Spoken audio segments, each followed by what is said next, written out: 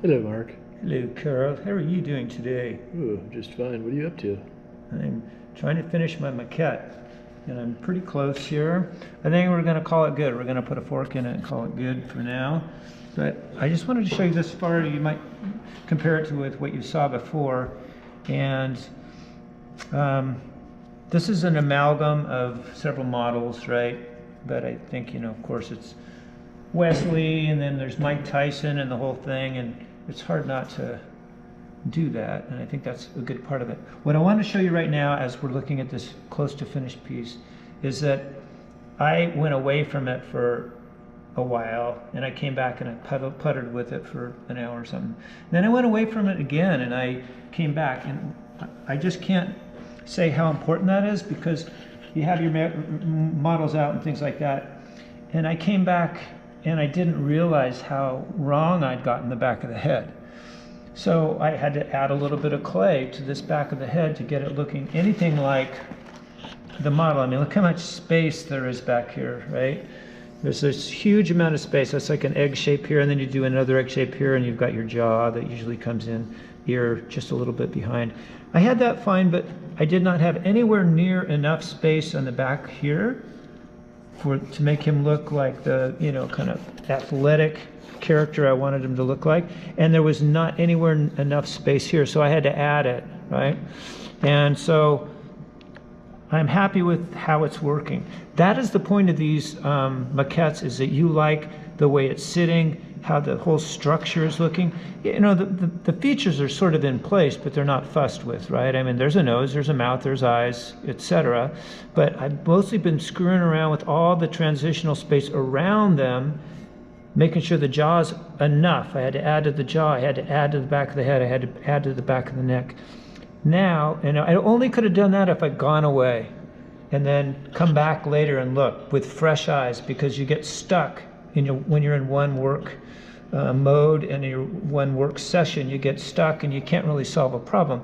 You kind of need to go away and come back, and then suddenly you look at it and you go, oh, of course, I'll add here and here and here, and you do that and you get stuck again, and then you go have a sandwich or go on a walk, and you come back or go to bed and get up the next day, and then you say, oh, cool, now I can see it. So that's one suggestion. So this is good enough for a maquette. We're going to let this dry to leather hard, and then I'm going to show you how to finish it, and then we will have gone through basically all of the steps with a maquette that you will go through with your larger sculpture. So stay tuned. Once this is leather hard, we'll hollow it out. Can you sing Stay Tuned? Stay tuned. Hi, folks, and welcome to This Old Pottery. Hey. I'm your host, Carl McDade, and this is Extreme Potter, Mark Messenger. Mark, what are you doing today? Extreme Sculptor? Well, we had made a maquette, Coral, and you helped. Everybody Maquette. helped. Spell maquette for us. Maquette. Okay. And it's just one of those words that I'm not sure. We might have to say that we've made it up. No, it's real, but every time I put it in my thing, my spell check hits it and says it's wrong. Me too. But anyways, okay. So you have a maquette. There's your maquette. This is the upper edge of the size of a maquette, but whatever it is, Mark always overdoes everything. But anyways, there it is. And we want to keep it so we can glaze it. And so this is an example of what you might do if you there's a bunch of ways to sculpt, and we'll show you ways to sculpt. But one way to sculpt is solid. You just make your thing solid, and then you hollow it out. So just as we're hollowing out this maquette, we can't fire this now, because it's like 3 inches thick. Yeah, it's crazy. It's like a brick. It's a brick, and it will burst in the firing. So we need to hollow it out. So think of this as a model of if you were to do a sculpture maybe this big, and just do it solid. Just build it out of clay solid. The same procedures we're going to follow now would be the same procedures you would use to hollow out a larger sculpture. But anyways, you know how this was built. There's Mr. Tyson. Hello, how are you? I'm fine, how are you? I'm good. All right, so here we go. We want to, first of all... Are you going to do brain surgery? Go to the bottom, and we're going to do this. And we're going to draw in 3/4 of an inch, right? That's the maximum tolerance for thickness, about like that, right? In the bottom, you want a little bit thicker. We're going to get rid of all this clay, and you'll see me do it, right? We're going to get rid of all that clay. We're going to hollow it out. But you also, if we dig in, look at the shape of this thing. We could go in through the neck, but how are we going to get in and make this inside really nice and even? It's almost impossible. So what we're going to do a couple lines here. We're going to do a couple lines here. Right? That's what I'm talking about. This is painful, but here you go. All right, so just below the ears, don't go into the ears, but then we're going to go like this and pull this all the way across, like this. Ooh, all right. So see, there we go. Bada bing.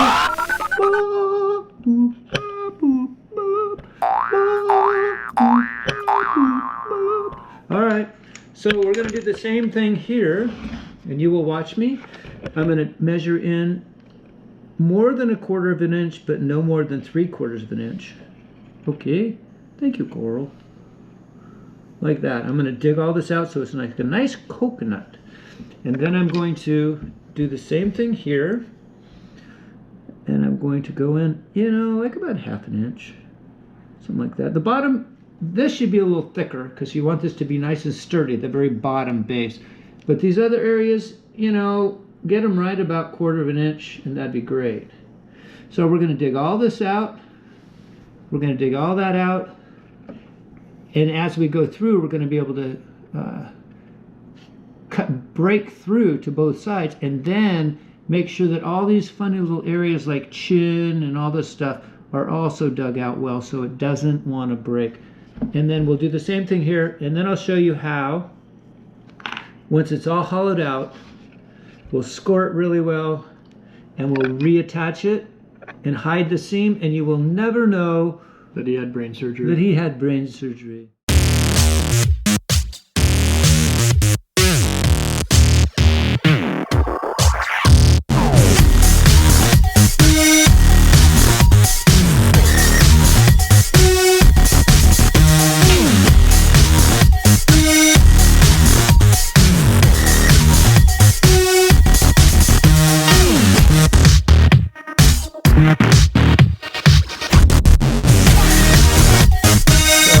This is all pretty close, but not quite. I mean, so look how everything's working out pretty good, right?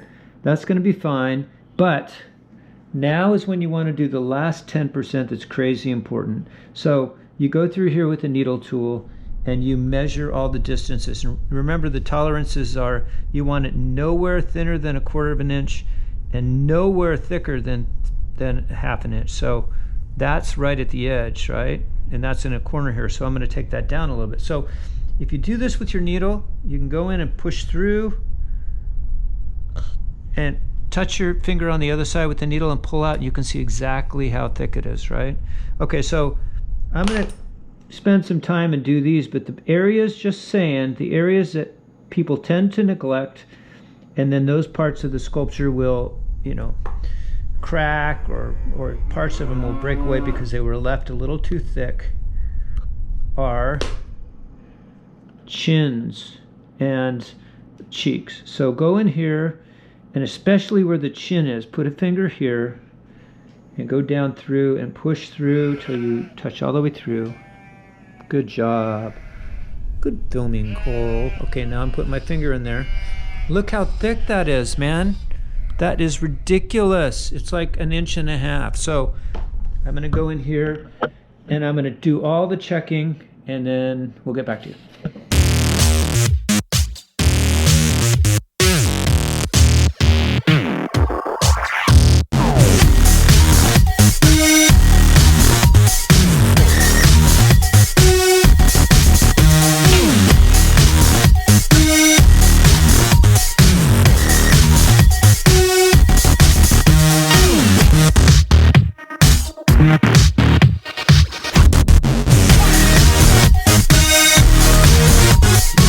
Okay, so incredibly scored, right? Okay, so now I'm going to put them together, but the main thing to remember is I scored these and I let them get a little bit dry out. It's not like a swamp, and I'm going to put those carefully. I can match those back where they go. And it's not just putting them in place, but applying pressure. And so I'm going to apply pressure here all the way around. Make sure those are nice and tight. Go around and squeeze every seam together, or every inch of the screen, every part of it, right?